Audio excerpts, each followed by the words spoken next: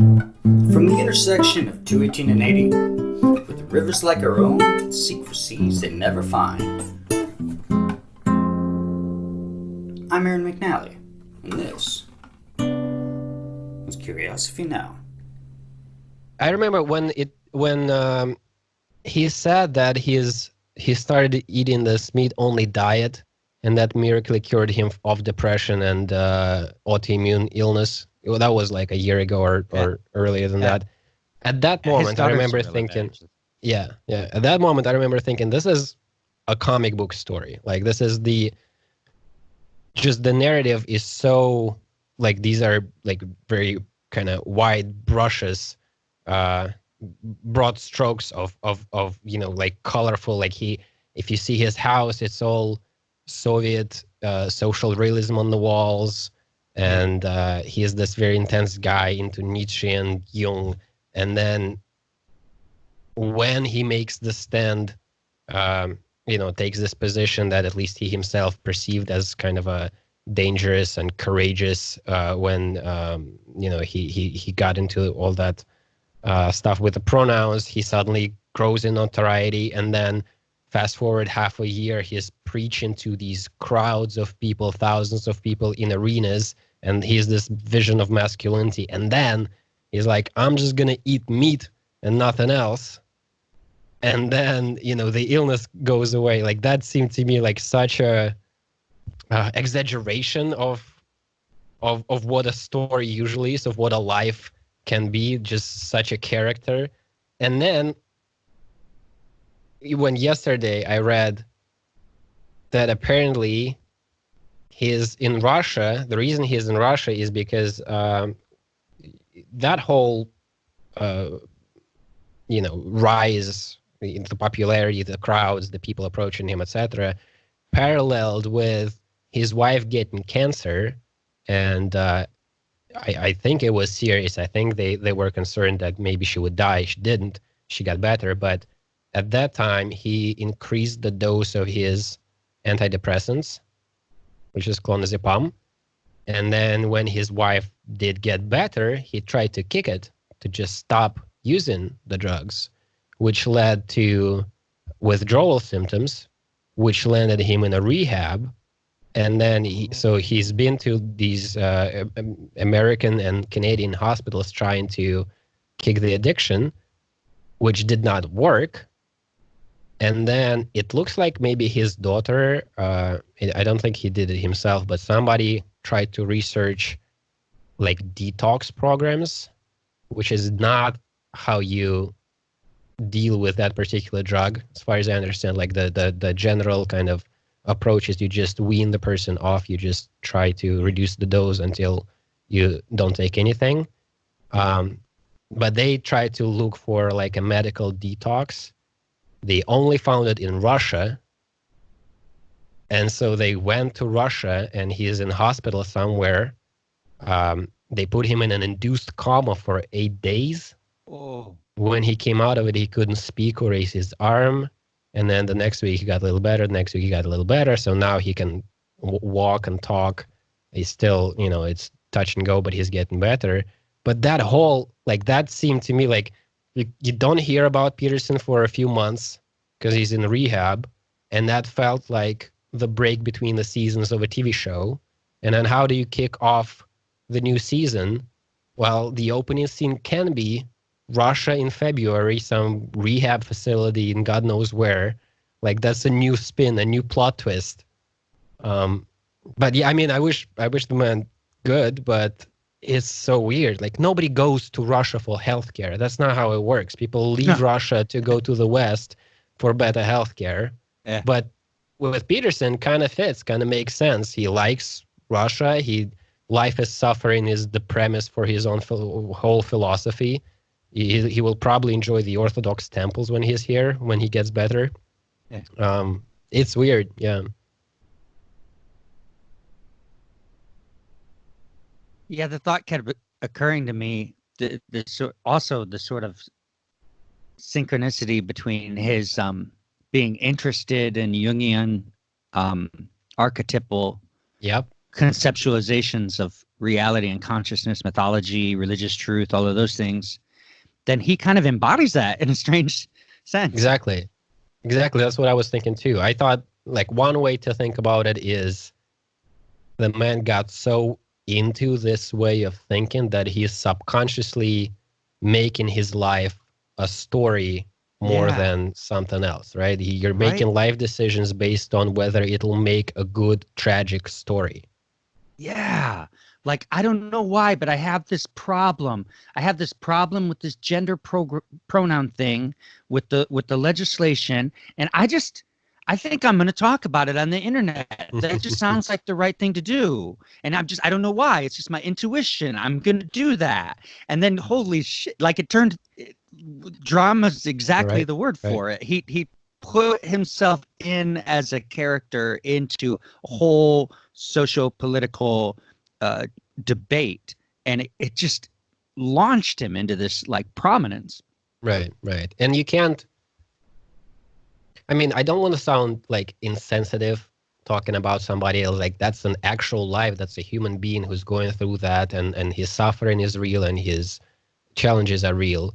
But sitting, outside of that story, observing it, it wouldn't make sense for his rise to just be, so he does these arenas and he talks to people and he has one bestseller book, and then he's gonna just do a sequel, and then he just becomes that guy.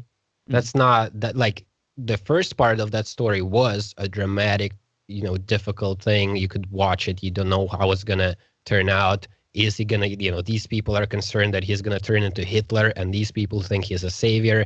And then for all that to just kind of evolve into, here's a guy who have written a bunch of books and talks to people, that would be anticlimactic. But same story, but his wife has cancer, he has a drug problem, he ends up in a rehab, then the rehab doesn't help, and then he needs to fly to Russia in January to some clinic nobody knows about because they have a way of dealing with the problem that the quote unquote civilized world does not do.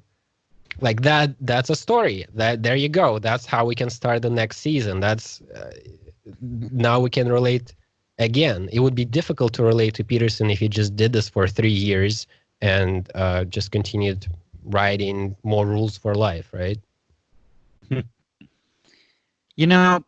There's some, when you said season, I appreciated suddenly the fact that has an organic root, like, so when we would talk about the seasons of the television shows, it came from this, episodic quality to the Earth and its orbit around the sun, then as well as its rotations, as well as what the moon does in with respect to its rotation around us. So I just wonder if that's just not the way people are in terms of our relationship with time being on planted on celestial bodies as we are. That makes sense. Yeah. I mean, there are periods of life that come and go, patterns. Yeah, that sounds about right. How did we start talking about Peterson? What was the premise of this? I think I was. Oh, you talked about underwear. Shorts. I'm wearing shorts. Yeah. Yeah. As so many conversations about Peterson begin. There's a new movie about him, that a documentary about him that I just recently watched with my girlfriend, called The Rise. What'd you think? The Rise of Jordan Peterson. I thought it was good. It's kind of, I didn't learn anything new from there, but somebody had to make a documentary just kind of outlining the story and the various ways people look at it. I think it accomplished that job well. But it's funny that it's called The Rise of Jordan Peterson. It ends before all his current trouble started. It almost lends it to, a sequel called The Fall of Jordan Peterson. And then you could make it a trilogy with the third being, Jordan Peterson returns. Yeah, I was thinking about the Dante, the Inferno and the Purgatory, and then the paradise. Right. But speaking of Catholicism, you had mentioned briefly, you're sure that when he's well, he'll enjoy visiting the Orthodox cathedrals. And I wonder about him as a figure. You were talking about some people say he's a savior and some people say he's this and that. I think of him just classically as a priest, basically. Yeah, a He's preacher. gained a certain amount of influence among certain people where he has represented. We were talking about him sort of embodying archetypal values. He says, hey, look, I know where you guys are coming from. I know what your concerns are. And I'm going to bring these stories to you and I'm going to reinterpret these stories for you so that you can figure out how to live in the modern world. And it's like very helpful for him that he's a scientist, Right. and that he's modern, but he can appreciate all of these scriptural things. To me, it's just he's a priest. That's what he is, I think that's true. Yeah, I think he's a preacher. And I mean, I say that without I don't know other preacher-like figures that I like.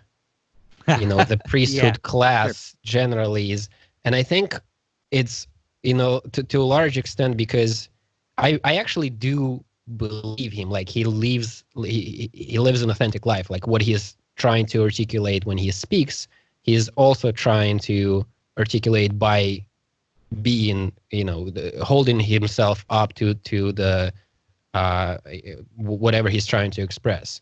So you can trust him, or not everybody trusts him. A lot of people are very suspicious of him, but he seems trustworthy to me because I don't see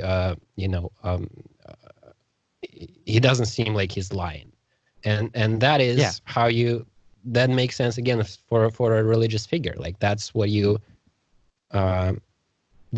want in a religious kind of character. Like that's a person. I mean, I'm not saying Jordan Peterson is like Jesus Christ, but that is my understanding of what the Jesus Christ story is about. Like the idea that he is the Word made flesh, right? He is the person who embodies the law of this world. The kind of the transcendent truth that underlies everything that we see. Like if that whole thing was a person, that would be Jesus Christ. Like that's my understanding of kind of the premise of the story of Jesus Christ. With Peterson, I don't know. I don't know what it is that he's expressing, embodying. Maybe it's, I don't know, a father in America or Canada, or I don't know what particular archetype you would say he's trying to express, but he's certainly I think his life is expressing more than, like, how do I put it? The reason he is so compelling to so many people is because through his life and through his words, he's expressing something that relates to more than just one person, who he is. It's true for him, but it's also true for all of these other people who haven't seen a person effectively express that thing. And so when the landscape is impoverished, we don't have good priests, we don't have good preachers, or at least I'm not aware of many of those. And suddenly you see a person like that doing this effectively, there's a following. You bring up a good point. What would it look like if we had good priests? I mean, and what would the the temple be? And that's one thing I think with all of the technological breakthroughs in the last, in terms of communications within the last 30 years, it's just it's not like you used to gather in a small place with just the other members of your village. Now you have access to crazy information. So what would it even look like to be like a truly, I guess, I wonder if maybe Obama wasn't to some extent kind of like that kind of figure. I wonder. I don't think I could appreciate Obama as a cultural phenomenon properly for the majority of his term, because I was less involved with America, with the kind of noosphere of America. So I don't know. I kind of missed that part. We all grew up with this guy, Dr. Reverend Martin Luther King Jr. Right. And he was like, if you were born in the 70s or 80s and you went to school, every February you would hear speeches by Dr. Reverend Martin Luther King Jr. And that was a thing. That was a major, and he was very, very much a Christian, very outspoken Christian. So he interestingly had a great relationship with Thich Nhat Hanh, the Vietnamese Zen Buddhist. And interestingly, Dr. King came out against the Vietnam War because of Thich Nhat Hanh, but I digress. So we all grew up with that. Connection. Oh, yeah, absolutely, yeah. The kind of civil rights attitude toward the Vietnam War started really because Dr. King came out vocally against it. And he was inspired by Thich Nhat Hanh. But anyway,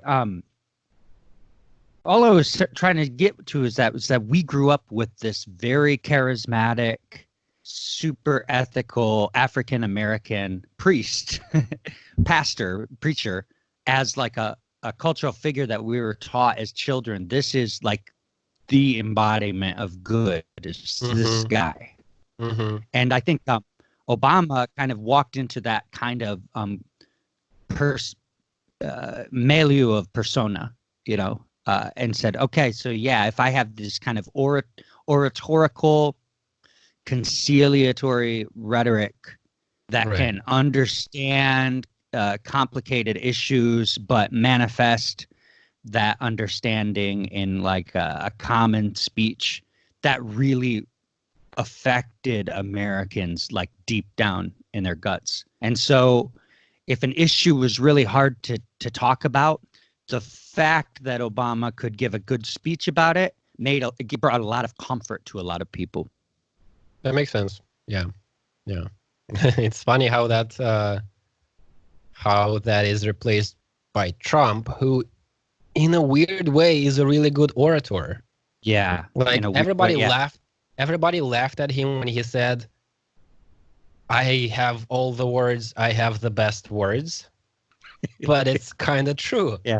Like he's good at this particular genre of speaking in very short, very exaggeratory sentences. That's probably not the word, exaggeratory, but it's funny, it's ridiculous, it's weird to watch, but it's compelling, in a certain way. I'm told he has like a 49% approval rating. It's actually increasing a bit. I can see that. I mean, I've been saying Trump's opposition hasn't been doing his job for the 4 years. I mean, I was totally like when he won, I thought it could be a good thing because it would be a wake-up call for the other party to understand you haven't been doing this right. Yeah. You thought this guy will never amount to, ever since he entered the primaries, right? They made fun of him every week and said, he's definitely out now. He's definitely out now. He's definitely not going to win. Before, I remember going to bed, it was election night, and I saw the New York Times website. They have this visualized predictor. I looked at that many times. And it said 99% Hillary is going to win. And then I went to bed, and then I woke up in the morning, and I didn't close the website. So I woke up, and when I opened my laptop, it was the same website, but it just said Trump is the president now. And nobody course corrected, it seemed. They just continued doing what they've been doing, but more, even more somehow emboldened because this guy is so outrageous and horrible, so we must be morally higher than that. And they just continued doing the same. I mean, I will not be surprised at all if he's reelected, and nor I. and the people who lost to him the first time round didn't course correct, didn't try to change the way they do things to fix the mistake so that the next time around this doesn't happen. So it would be, they would be served what how do I phrase this? It would be a logical conclusion to 4 years of not doing your work properly. Yeah. I know sometimes I just want to ask people. I live in a very blue leftist university town. And sometimes I just want to ask people, like, would you like to win in the election? Would you like Trump to be president again? Because if you don't, like, it seems like it should be an easy question, but people become very angry they become very angry. But I want to ask you, because you're an interesting guy in terms of what your interests are. You are sort of a cultural how do I want to say this? You're kind of in touch with a lot of like internet memes and like bizarre cultural phenomena like Scientology and just interesting stuff. And you were aware of, and I heard you talk to this guy who used to be in Blondie, who wrote a book Gary about Leckman. Trump. Yeah, Dark Star Rising, I think is the name of his book. What do you so you're like real hip to the Kekistan phenomenon and all that? I wouldn't say I'm real hip, but I find it very curious. I'd like to know more. I think have you heard the term meme magic? I heard you talk about it in that interview a little bit, but right, it's like sort of like the practice of magic, but having to do with making these cultural memes on the internet. Right. So that's an example of something like I know it exists. I know there are people, like there are books written about it, and there's certainly a subculture of people who are engaged with this kind of thinking. I don't know much about it. I would like to learn more. This is the fact that So the fact that you're curious about it at all, though, makes me want to talk to you, and just because the people I talk to on a regular are just so dismissive of that world, and I think that's it's tactically and strategically incorrect to be dismissive of it, but I also think that it's philosophically and sort of metaphysically incorrect to be dismissive of it. I think it's Jung keeps coming up in this conversation, but I think that there's something to this way that we as a species communicate with one another through images, symbols, motifs, etc., etc. So I guess how do I want to frame a question that can just get us talking about it? Well, we're talking about Trump before, so let's just go with that avenue. Like, what do you think you know about Trump that that you see people completely ignorant of? If that came out jumbled, what do you think people miss when they try to understand Trump, with respect in particular to the internet phenomenon? Because it's not just him trolling on Twitter. It's way bigger than that.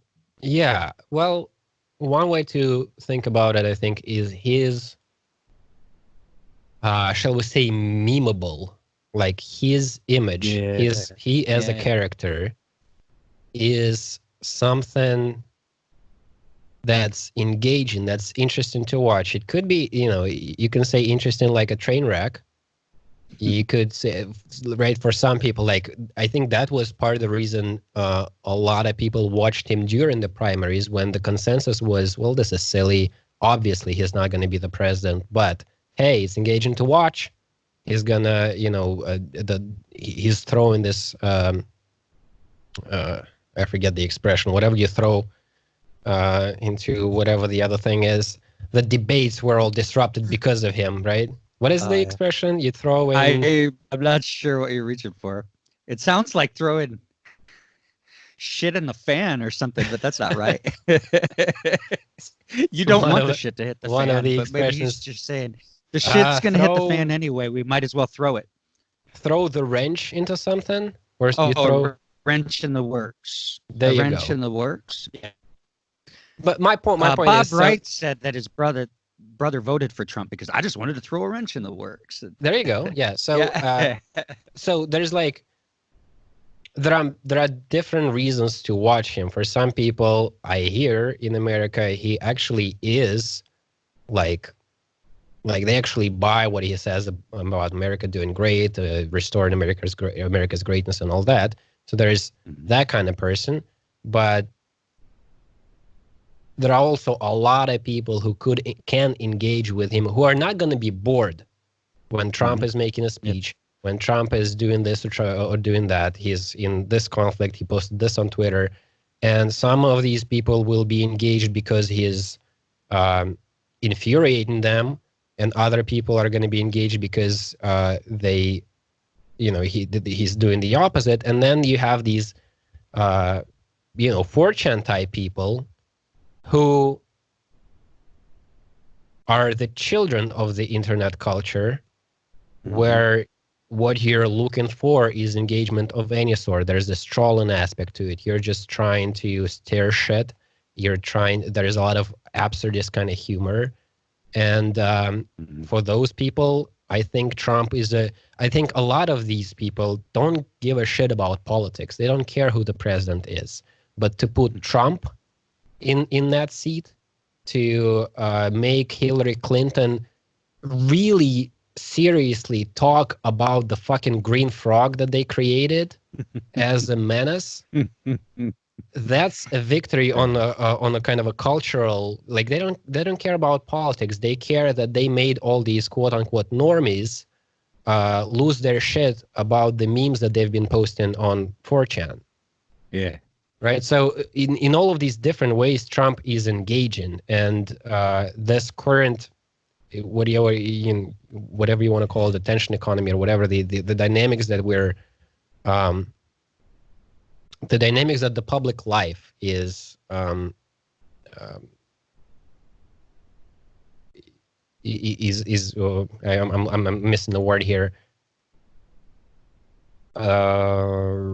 The way the public life works now is whatever is engaging, whatever gets a reaction out of you, that is the thing that's going to persist. And so Trump is definitely that. And and I think I haven't been following the Democratic debates and primaries and all that very closely.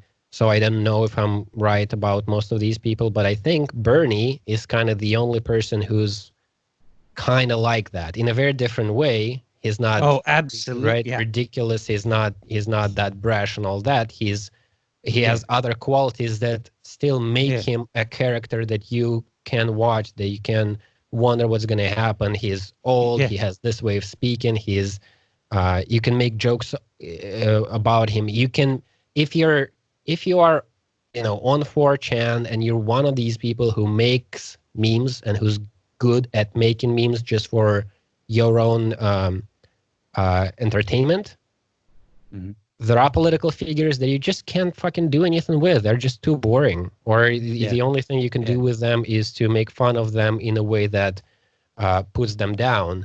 But with Trump, and I think to a lesser extent, but still with Bernie, there's something to work with there. And so they have a larger potency in this economy of images that get people to share them, to like them, and all that, to react to them. 100%. And in fact, Bernie's own campaign is kind of recognizing that. They've made this meme. I don't know if you've seen this, but his hair, they've taken his hair and turned it bright green and removed it from his head. So there's this meme that it's just his glasses and his hair, and they're like neon green. And you know who it is. You know that's Bernie. It doesn't have to say Bernie. It's just a image, like, God, and it has a lot of power to that. But I just wanted to say that because it was illustrative of, I guess, where I kind of wanted to go. So you were talking about this economy of images and, memes and all this stuff. And I've watched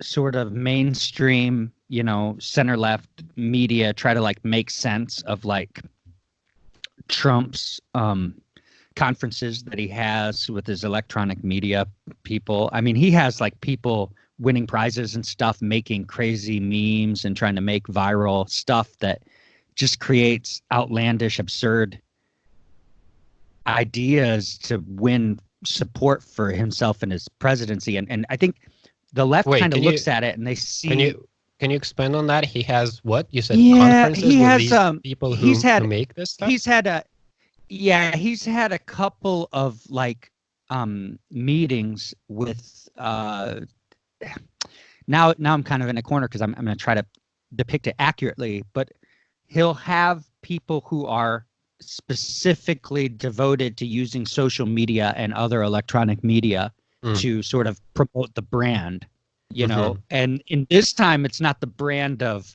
Trump steak, Trump hotel, you know, that brand. Right. It's Trump presidency brand. Right. And there's this whole kind of group, and people sometimes kind of underestimate the fact that dude is a real estate magnate who has been using media for 40 years. You know, he's very experienced with the advent of cable news, and he's very experienced with tabloid press. And he's been doing this. How do I shift public opinion to get what I want? He's been doing that for 40 years. You know, and people kind of like underestimate that skill set that he is very sharp about. So he brings those types of people to him. You know, that was a sort of digressive rant, and I do apologize to the Curiosity Now listeners. But I just want to talk basic fundamental elements right now, so we can kind of get a picture of what's going on, because you seem like you're really in tune with what's. So you have, human species, literacy starts a few millennia ago. Printing press starts, half a millennium ago. Widespread literacy begins about 100 years ago, maybe 200. Then you get radio. The last 150 years, you get radio. Then you get television. Suddenly, television becomes cable. Then you get about 20, 25 years ago, you get like widespread common internet use. So let's just like talk about like nuts and bolts about like what people are experiencing as a lived experience as human organisms in the current landscape. So you have a typical person who gets their news. Why don't you just explain it? Like, what do you see as like how is it that you think about? Oh man, I'm very bad at making questions for some of these ideas. I think I understand what you're asking. I'm not sure I know how to answer, but there are many these ideas that I would like to know more about, but I'm just bad at finishing books. But what you're talking about is what McLuhan have written about, right? This is of course has written. This is the internet would be like the ultimate hot medium, right? So you have a human. If you think about pre-literate societies, hunter-gatherers, there you have a human who's interacting with the world through the senses. And then as technologies advance, each technology is a continuation of one of these senses. So like to begin with, we're not experiencing like reality as is. Right? The way a frog or whatever experience the world is different from the way we do, because we have different built-in toolkit for sensing what's going on. We have ears, we have eyes of a certain kind, and all of that. And now that has been changing as we've learned to build these technologies. And now we don't see what's just in front of us. We see what the screens show us. And screens show us all kinds of different stuff. All right. So and it shows different people, different kinds of different stuff. That's it true shows too, yeah. a Republican in Waterloo, Iowa, different stuff than a Democrat in Iowa City, Iowa, and it Right. shows somebody. What town are you in? I'm in St. Petersburg. You are in St. Petersburg. Yeah, that's right.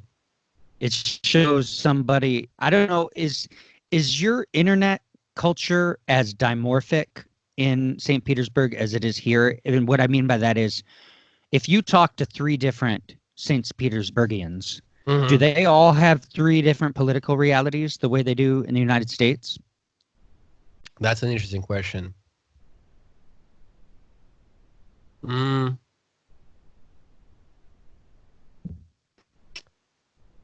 I think it's probably not the same as in the United States, but certainly people live, I mean, even without internet, people live in different realities.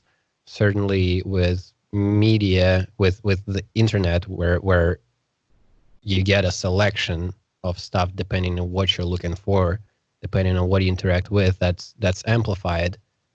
The political reality in Russia and in America, there are a lot of differences that are not so easy to articulate, but basically you have a way more developed landscape. There are more actors in it. The more, there are the 2 sides, and then within the sides, there are actors fighting it off between one another. There are different kind of media channels and all that. In Russia, it's more the kind of the general landscape is more controlled by the one team in power, but then at the same time, with the internet, you have this kind of undergrowth of everything else. So there are more. You can kind of Yeah, go ahead. You can kind of see why that might be, just because the way that the constitutional republic was created in this country was trying to like emulate a Roman system that had like an aspiration towards checks and balances to try to create as much discourse and difference of opinions as possible. Whereas in the Russia was the USSR for a while, and Marxist thought really kind of gave a different sort of philosophical structure to the state, I suppose.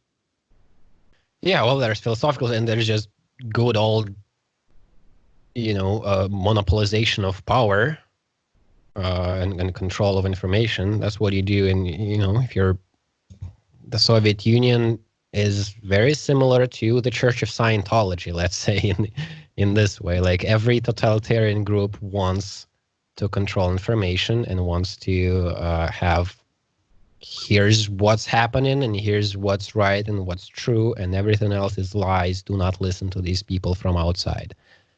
But yeah, so I'm sorry, we got kind of lost in a tangent. You were asking about the way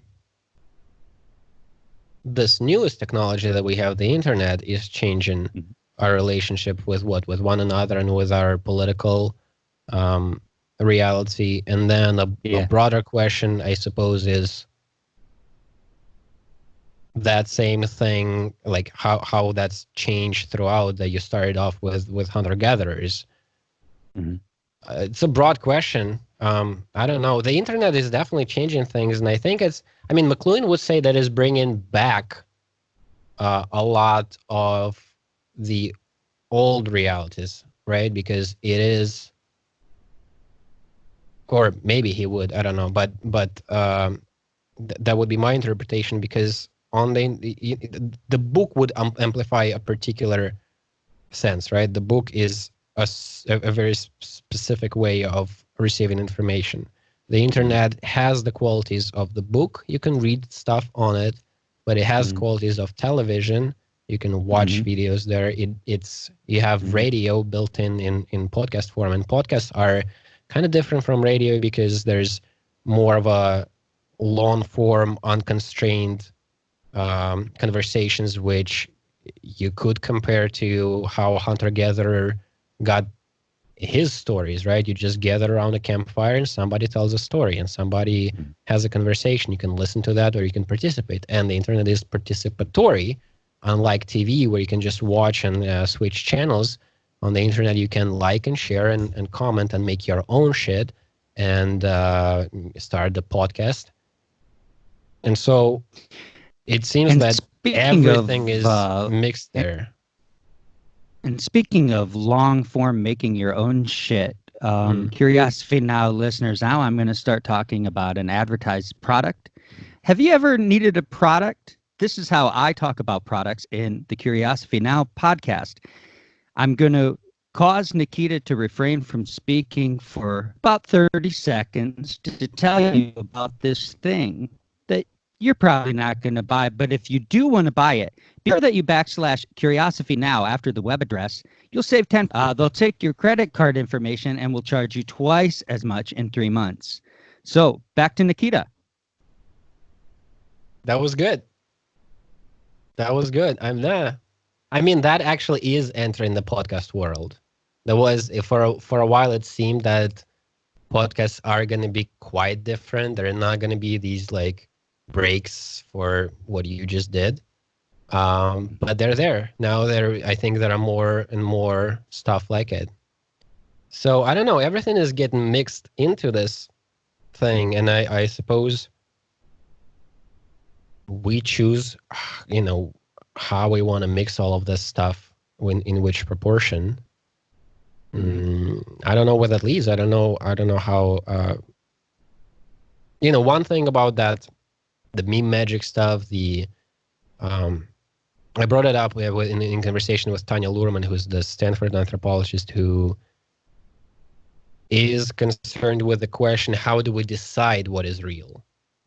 She's primarily focused on the experience of hearing voices, so ranging from diagnosed schizophrenics who have these auditory hallucinations they can't do anything about, there are just intrusive voices in their heads, to a Christian who learns to pray a certain way so that he hears God responding.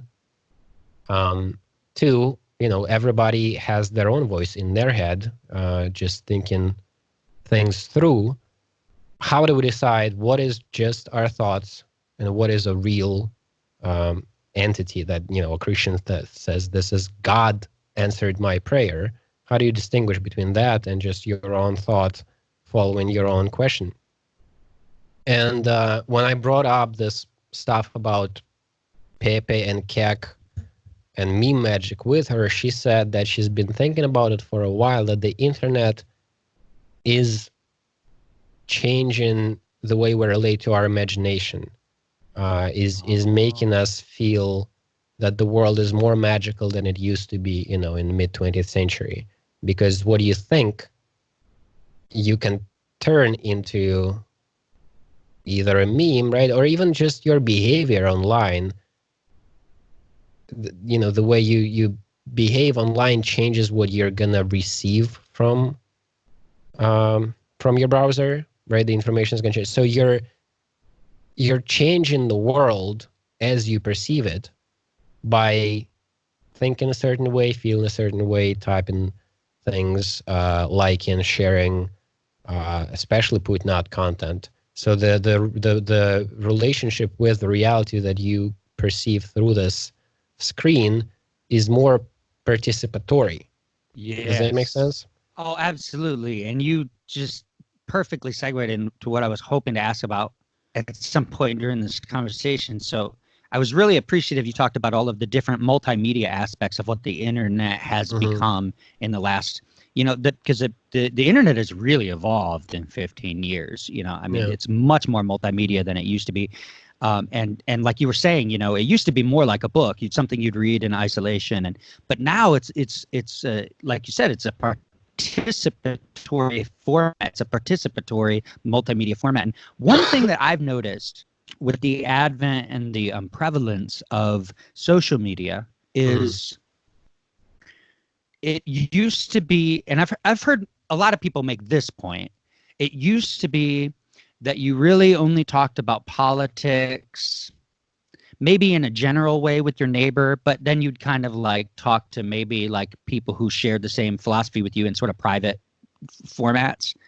Now people are having public quote unquote conversations. The conversation isn't the right word, but they're having public communications about politics, which simply didn't happen in anything like the same way.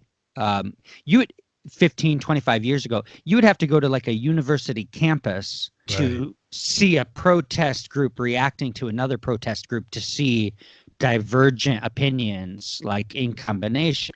But now suddenly your auto mechanic makes it very clear how he feels about a specific political issue, and you have humans who never used to engage in legislative philosophy, like what should our laws be like and why, and how should we enforce them, and you never had anybody really thinking that through. But now they do that with their breakfast. And that's a new thing for a lot of people, I think. Right. I think that's true. But then at the same time, it's not the same as actual conversation. Like when you said, when you were talking about people of different opinions, Yep. Political opinions, arguing, you didn't have that 50 years ago. That made me Right. think there's the archetypal kind of political conversation in Russia is it's 3 a.m, everybody's in the kitchen smoking, arguing about politics. Ah, And the kitchen is the reason the kitchen has become this image is because in the Soviet Union you couldn't talk about politics anywhere else except for the privacy of your home, right? You can't have this public conversation on campus. You're not gonna, if you go to campus, you're not gonna see 2 crowds of protesters arguing with one another. It's and you can't express yourself freely in the public sphere. But when it's 3 a.m. and you're in your kitchen with a bunch of friends or not friends, whatever, whoever gathered in your apartment, right? That's where you start having these conversations. And I think there's something that I've been thinking about. I don't know how it relates to all of this, but there's a kind of a freedom and what would you call it? It's not courage, but it's maybe lack of fear in expressing your political opinions that is present in Russia, that is, I think, kind of lacking in America, that comes from the understanding that your opinion does not matter. Does that make sense? Like in America, everybody has to have an opinion on everything because there's this, this is my interpretation. This is how Americans often feel to me. You have to have an opinion about every little thing because that's how you have this beautiful society that you have, right? Everybody has an opinion and they argue it out and you debate and you defend your view. And then through the democratic process, you have this system that everybody has to say is very good. Mm-hmm. In the Soviet Union and to a large extent in Russia now, I can be... So, I mean, with that American approach comes a responsibility, like your opinion must be correct, right? If you're a bad person thinking bad things about how the world works or how society should work, if you're just morally incorrect in your view, then the consequence is we're going to live in a shitty society where your opinion is going to make law. And so people have these fights. And in Russia, it's fine if my views about politics are incorrect because they don't matter. I don't like whatever I think who should be the next president. Like people, the current president is not asking my opinion on who should the next should be. So I, in some way, I'm relieved of this anxiety about what I think because I can be freer in my thought and in my speech because it's fine. If I'm wrong, I'm wrong. It's not consequential. And so I don't know if that's true or not, but it sometimes feels that sometimes feels that in Russia you're more likely to have actual genuine disagreements on politics because people are kind of freer to disagree without breaking off into opposing tribes where I'm not going to talk to this person. He thinks, whatever. If I meet a person who says, listen, I'm a monarchist, I think Putin should be the czar and just govern forever, I'm fine with that. You have your views, I have my views. We can argue about it if the argument is going to be interesting. Yeah. If it's not going to be interesting, then we're going to switch to a different topic. It's not. I'm not going to, shun you or I don't know, misfire and not know how to engage with this person because he thinks this horrible thing.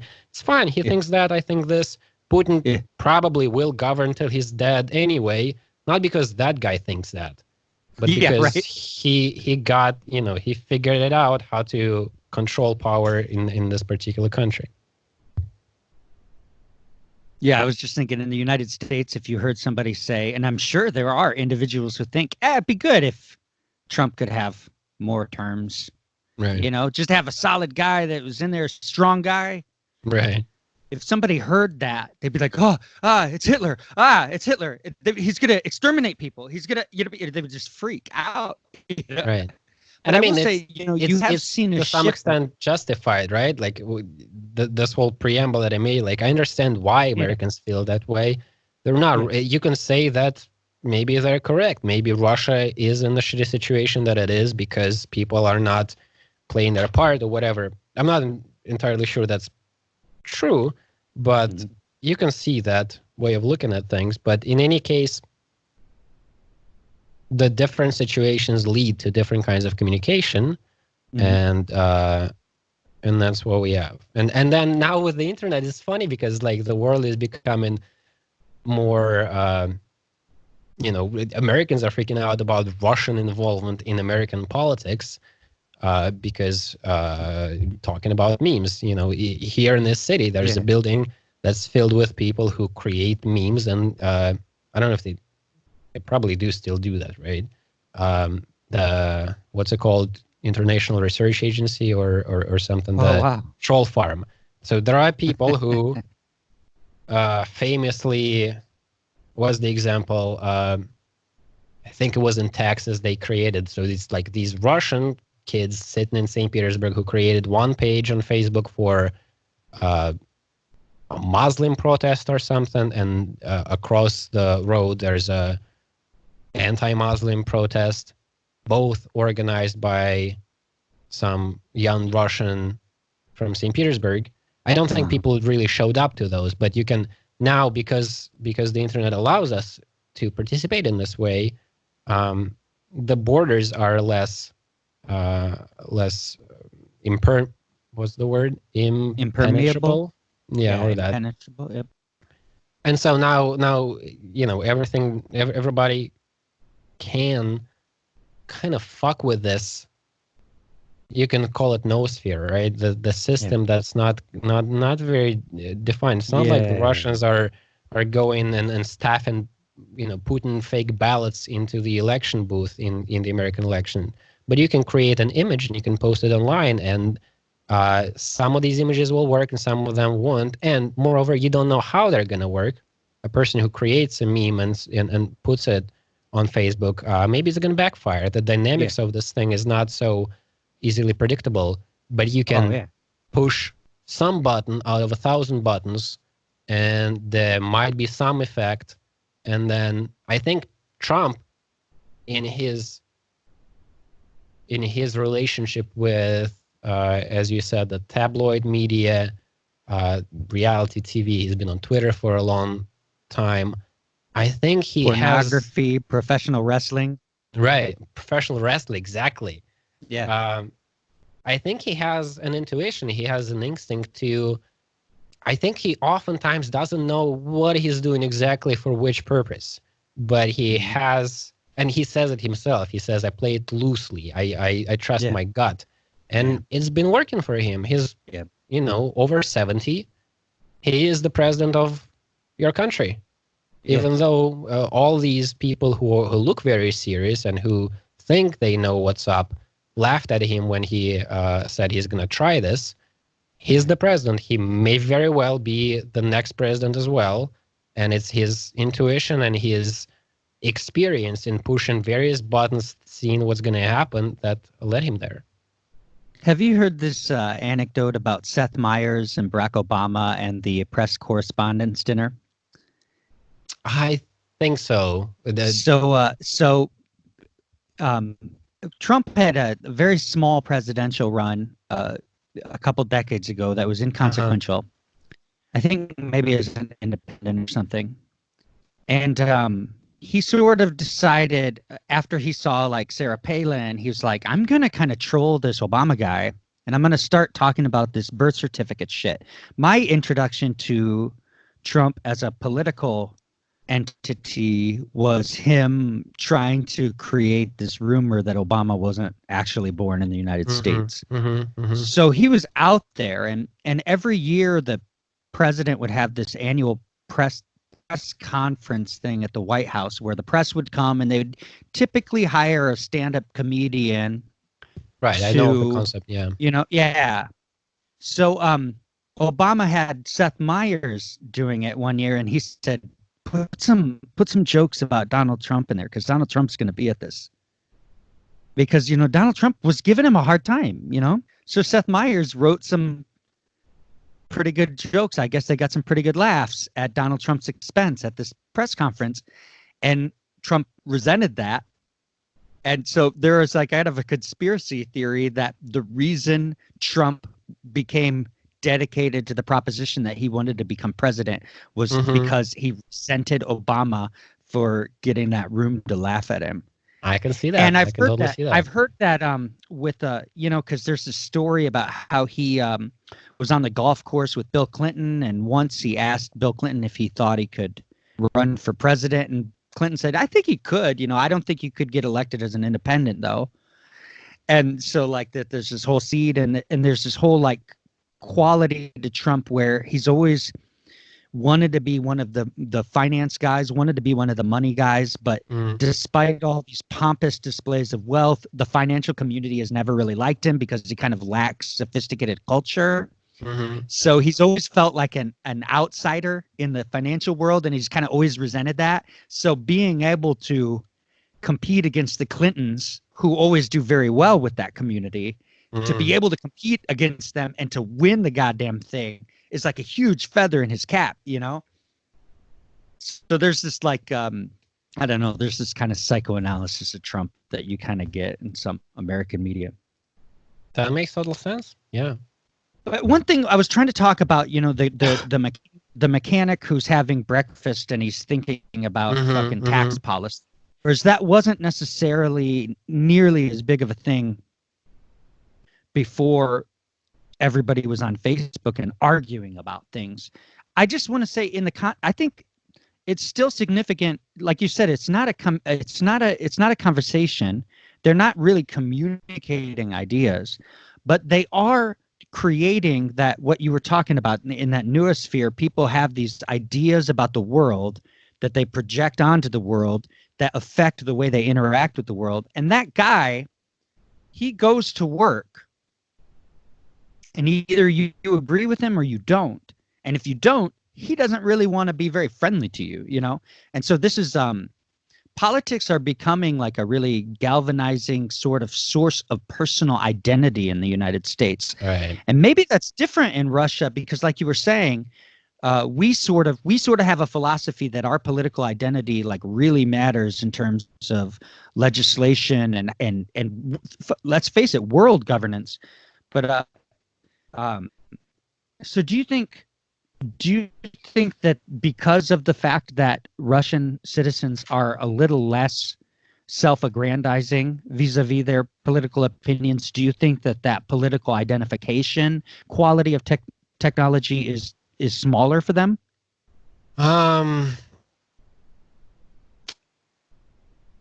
There was this thing when Crimea happened, when Russian intervention in Crimea happened. A lot of people, like, this was a tribalizing, polarizing thing. A lot of people felt very good about it.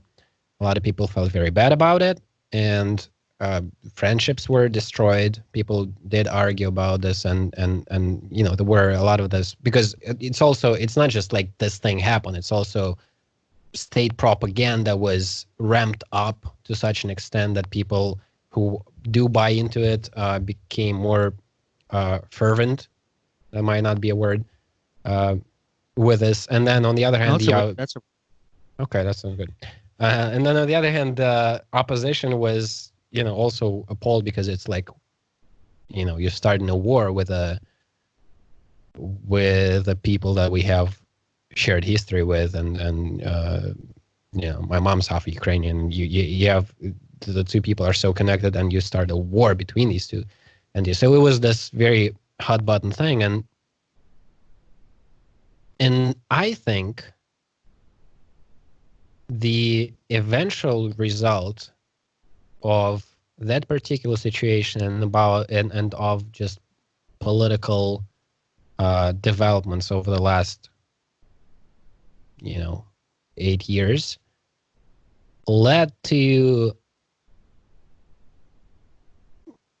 I mean, it's so difficult to say what the majority of people, how the majority of people are, or how, because we, even without the internet, we still, everybody lives in their reality. The people that I talk to are people that I choose to talk to. Some of them are taxi drivers or waitresses, or somebody who I interact with outside of my group of friends, but still I'm not talking to the 130 million Russians. But in any case, my feeling is that what ended up happening is people who are really engaged, who are really tied to their political beliefs. When let's say it's you're at a bar, you're half the table is people half the table are somebody who just happened to be there, and a political conversation starts. There might be a guy who has very strong political beliefs, and they are attached to his identity. That guy is not going to be fucking popular. Nobody wants to talk to that person.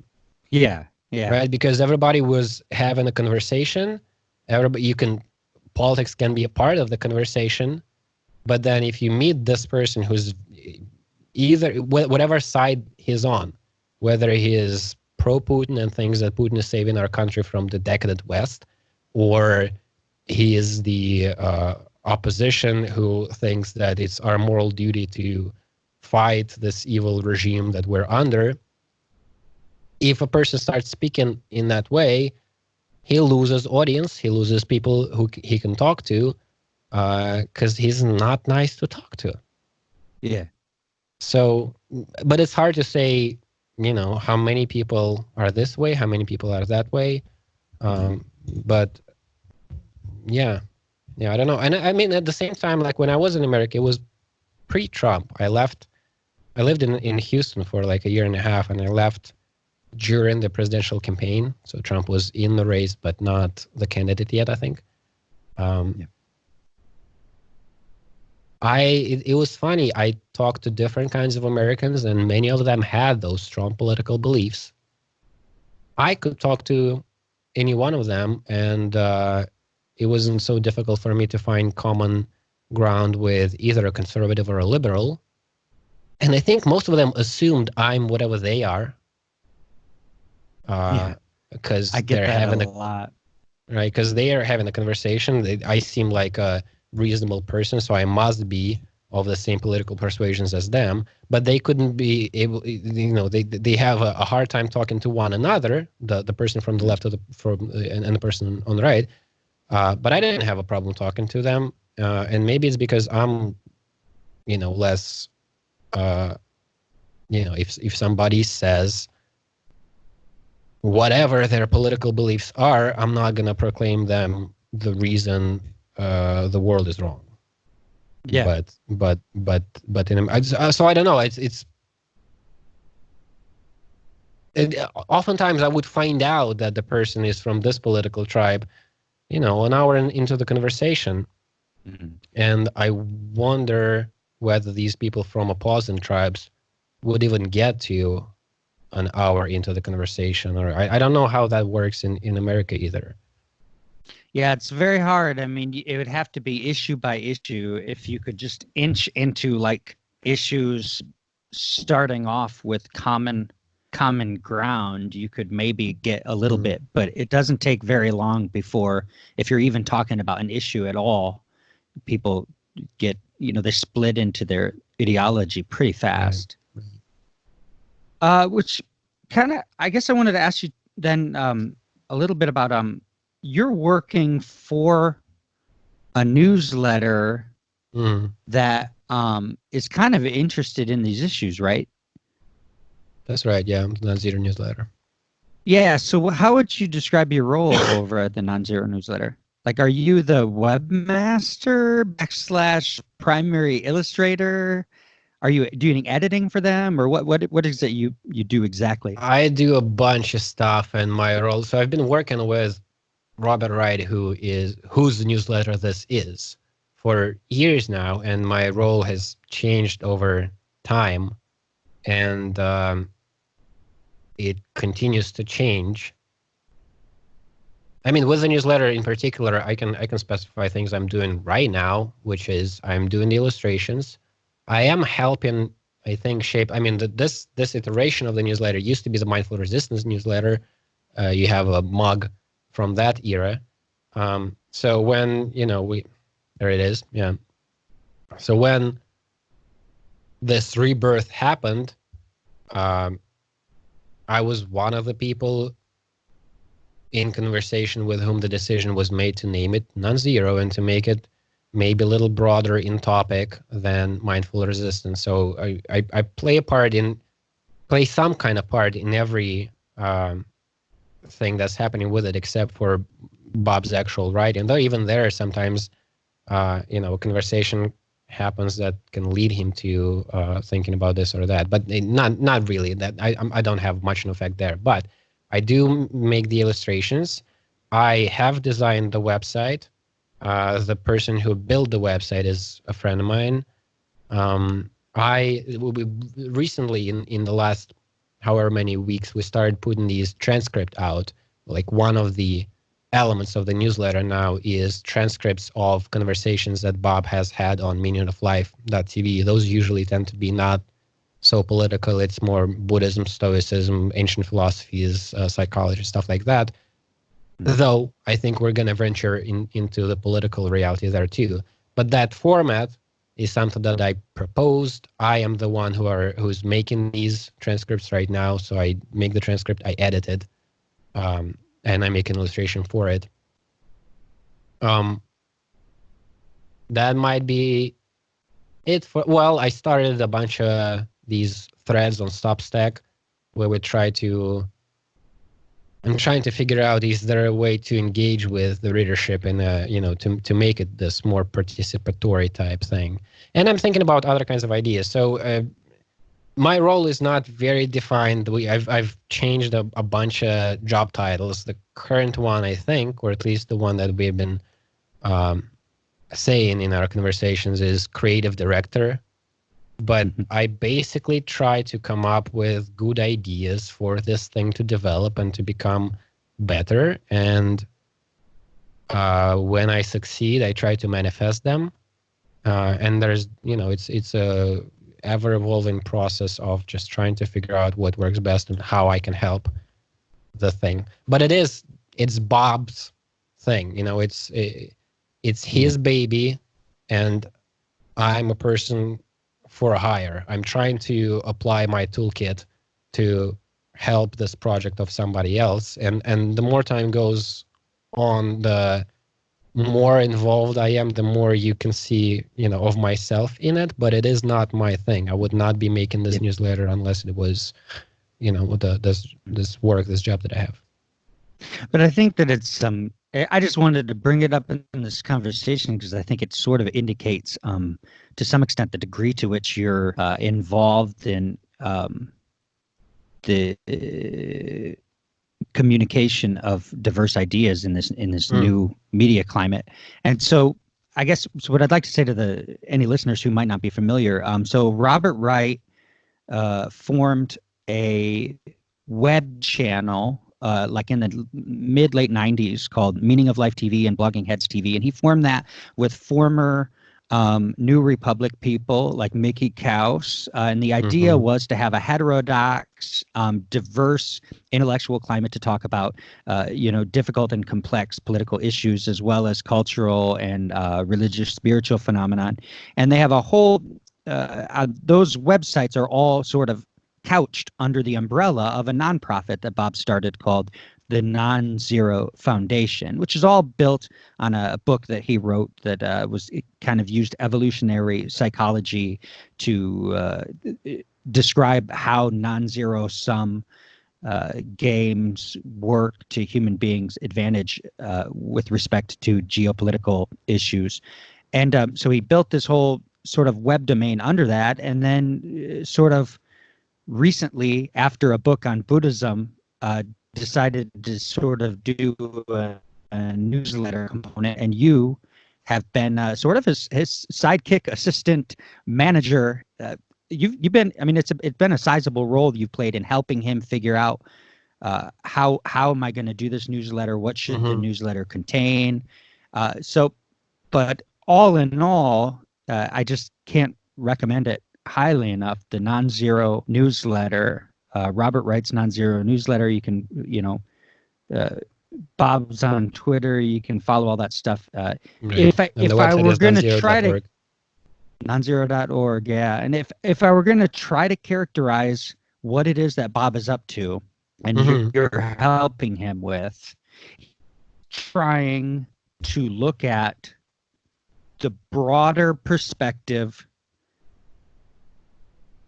He's trying to look at the broader landscape and how it fuels all of these fragmented tribal perspectives. And he's trying to build a media consciousness where people can look at those issues in a more sophisticated way so that we can prevent ourselves from sort of spiraling into authoritarian cliques or something like that. Would you say that's more or less in the realm? Right. I think his main the main thing he's trying to accomplish is to help people, and I guess make that change. It's a continuous effort in his own life and in everybody's life. It would have to be a continuous effort to just be more aware of what's going on from the political context of, like, from general context of this particular issue that you're so engaged with now, to why do you share this tweet and not that other tweet? How do you, so there's like the psychological kind of aspect of it is we do have these brains that were, they evolved, and they have, there are biases in our consciousness. We tend to think this way or that way depending on these particular dynamics that are there. The confirmation bias, the other kind of dynamics that are there, and so to not be fooled that every action that you make or every opinion that you have is this, like, you're if it feels that you're right, it doesn't necessarily mean that you're right. And if a particular action feels right, doesn't mean the consequences of that action are going to lead to what you would like them to lead to. And so he's big on mindfulness, on just trying to be aware of the dynamics of your own psyche and the larger dynamics of society, of politics, and just thinking those through, to not just act based on your gut, because your gut does not always has your best interest at heart, or your society's best interest at heart, and fundamentally the species' interests at heart. I mean, I'm hoping that I don't know if he's going to hear that and think I butchered his view, but I hope that I didn't. As a longtime reader, it sounds perfectly accurate to me, and I just wanted to say that the newsletter is really fantastic. It's got a little bit of it's bit of like Buddhist psychology. It's got a little evolutionary psychology. It's got a little politics. It's got, and if you check Robert Wright out on The Wright Show you can find it on YouTube. He's got all of these interviews with, professors of psychology. He's talking to physicists. He's talking to philosophers. He's talking to people who are just current events, media people. So the foundation extends beyond the newsletter as well. Well, Nikita, we're a little past an hour now, and I think we've had a pretty nice conversation. Is there anything else you want to talk about while we're still online? Not really. As you know, I'm recovering from an illness, and I just about 15 minutes ago I realized that my energy resources are not as abundant as they usually are. I'm kind of burning out here. I don't know if there's another topic I would want to bring up, but it was an enjoyable conversation. Oh, I wholeheartedly agree. Well, thanks for talking to me. Thanks for inviting me to talk to you.